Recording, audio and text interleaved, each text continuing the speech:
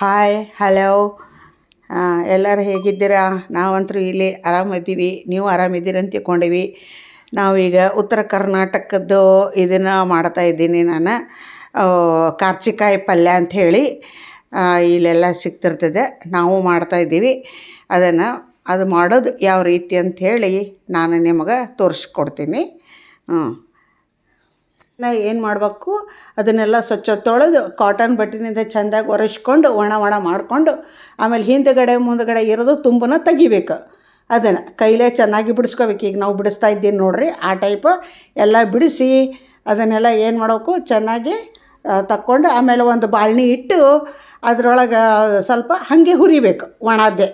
ಒಣದೇ ಹುರಿಬೇಕು. ಎಣ್ಣೆ ಗಿಣ್ಣೆ ಏನೂ ಹಾಕಬಾರ್ದು. ಹಾಗೆ ಹುರ್ಕೊಂಬಿಡ್ಬೇಕು. ಹುರ್ಕೊಂಡು ಒಂದು ಸ್ವಲ್ಪ ನೋಡಿರಿ, ನಾನು ಹುರಿತಾ ಇದ್ದೀನಿ. ಈ ಟೈಪ್ ಹುರಿಬೇಕು. ಹುರಿದು ನಂತರ ಏನು ಮಾಡಬೇಕು, ಒಂದು ಪ್ಲೇಟಿಗೆ ಹಾಕ್ಕೊಂಬಿಡ್ರಿ.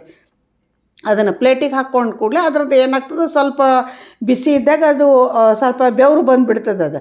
ಅದು ಒಂದು ಸ್ವಲ್ಪ ಎಲ್ಲ ನೀರು ಟೈಪ್ ಬಿಡ್ತದೆ.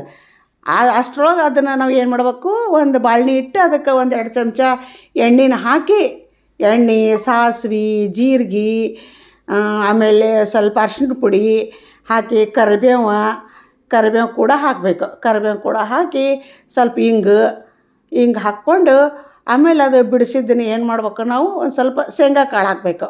ನಮ್ಮ ಕಡೆ ಶೇಂಗಾ ಕಾಳು ಅಂತೀವಿ, ನೀವು ಏನು ಅಂತೀರೋ ನೋಡಿರಿ. ಅದನ್ನು ನಾವು ಉತ್ತರ ಕರ್ನಾಟಕ ಎಲ್ಲ ಶೇಂಗಾನೇ ಅಂತೀವಿ. ಅದಕ್ಕೆ ನೀವು ಅದು ಶೇಂಗಾ ಒಂದು ಸ್ವಲ್ಪ ಹಾಕಬೇಕು. ಟೇಸ್ಟು ಆಗ್ತದೆ, ರುಚಿನೂ ಬರ್ತದೆ ಅದರಲ್ಲಿಂದ.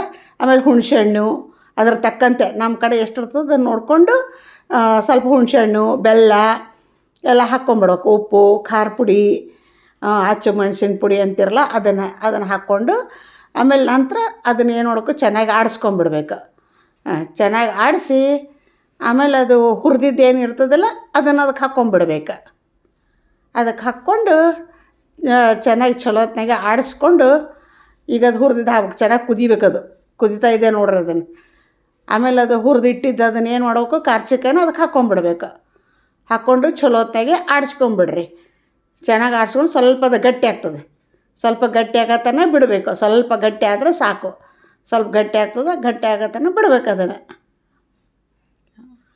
ಆಮೇಲೆ ಸ್ವಲ್ಪ ಅದಕ್ಕೆ ಶೇಂಗಾ ಪುಡಿರೆ ಹಾಕ್ಬೋದು, ಅಥವಾ ನೀವು ಹೆರ್ಚಿಟ್ಟದಂಥ ಹಸಿ ಕೊಬ್ಬರಿ ಹಾಕ್ಕೋಬೋದು. ಅದನ್ನು ಹಾಕ್ಕೊಂಡು ಚೆನ್ನಾಗಿ ಆಡಿಸ್ಕೊಂಡು ಆಮೇಲೆ ಅದಕ್ಕೆ ಮೇಲೊಂದು ಸ್ವಲ್ಪ ಕೊತ್ತಂಬರಿ ಕೂಡ ಹಾಕಬೇಕು.